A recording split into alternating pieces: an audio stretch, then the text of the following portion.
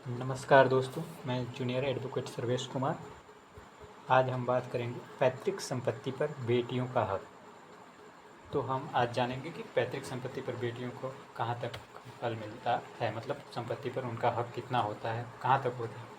तो supreme court के 3 जजों की बेंच ने 11 अगस्त 2020 को विनीता शर्मा बनाम राकेश शर्मा के मामले में पैतृक संपत्ति में बेटियों के हक पर बड़ा फैसला दिया। इस फैसले में सुप्रीम कोर्ट ने हिंदू उत्तराधिकार संशोधन कानून 2005 की धारा 6 की व्याख्या करते हुए कहा कि हिंदू उत्तराधिकार अधिनियम के अनुसार पिता की संपत्ति में केवल पुत्र को ही अधिकार नहीं है, बल्कि पुत्री को भी बराबर का अधिकार है।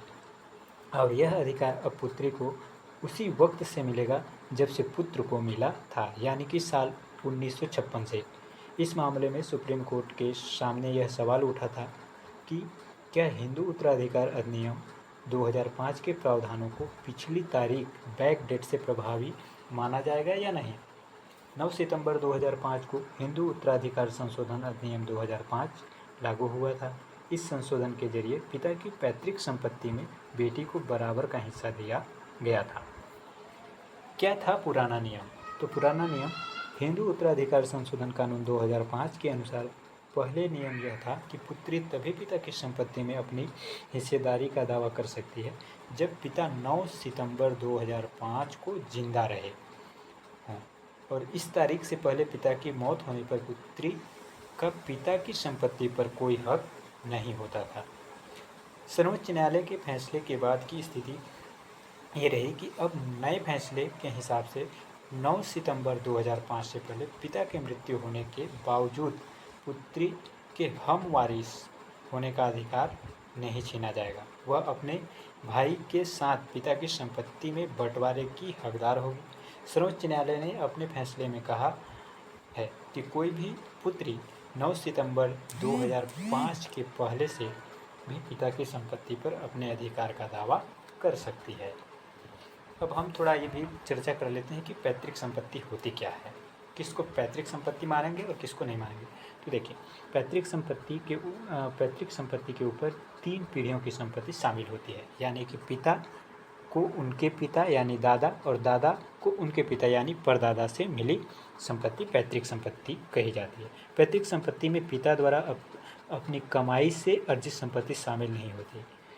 अपनी कमाई से अर्जित संपत्ति पर पिता का पूर्ण अधिकार होता है, जिसके तहत वह अपनी संपत्ति का बंटवारा किस प्रकार से करे इसका निर्धारण वह स्वयं के विवेक से कर सकता है। सुप्रीम कोर्ट की एक दिलचस्प टिप्पणी रही, यह बहुत दिलचस्प है। सुप्रीम कोर्ट की बेंच में एक पुरानी टिप्पणी को इस केस में दोहराया है कि बेटा तब तक बेटा होता है जब तक उसका विवाह नहीं हो जाता, लेकिन बेटी जीवन प्रयत्न बेटी रहती है। बेटी के अधिकार पर इस फैसले का असर जो हुआ वो बता देता हूँ। सर्वोच्च न्यायालय ने संयुक्त परिवारों की हम वारिसों को ताज़ा फैसले से परेशान नहीं होने की सलाह भी दी है। 3 जजों की पीठ ने कहा कि यह निर्णय सिर्फ बेटियों के अधिकार को विस्तार देता है, दूसरे रिश्तेदारों के अधिकार पर इस निर्णय का कोई असर नहीं पड़ेगा। यह भी ध्यान रखने की बात है कि अगर 20 सितंबर 2004 तक पिता की पैतृक संपत्ति का निपटान हो गया है तो बेटी उस पर सवाल नहीं उठा सकती है। मतलब 20 दिसंबर 2004 के बाद बची पैतृक संपत्ति पर ही बेटी का अधिकार होगा। उससे पहले संपत्ति बेच दी गई, गिरवी रख दी गई या दान में दे दी गई तो बेटी उस पर सवाल नहीं उठा सकती है। क्या बेटी की मृत्यु हो जाए तो उसके बच्चे नाना की संपत्ति में हिस्सा मांग सकते हैं? तो इसका जवाब है हाँ। बेटी जिंदा रहे या नहीं, उसके पिता के पैतृक संपत्ति पर उसका अधिकार कायम रहता है। उसके बच्चे चाहे तो अपने नाना की संपत्ति में अपना हिस्सा मांग सकते हैं। धन्यवाद। नमस्कार दोस्तों, मैं जूनियर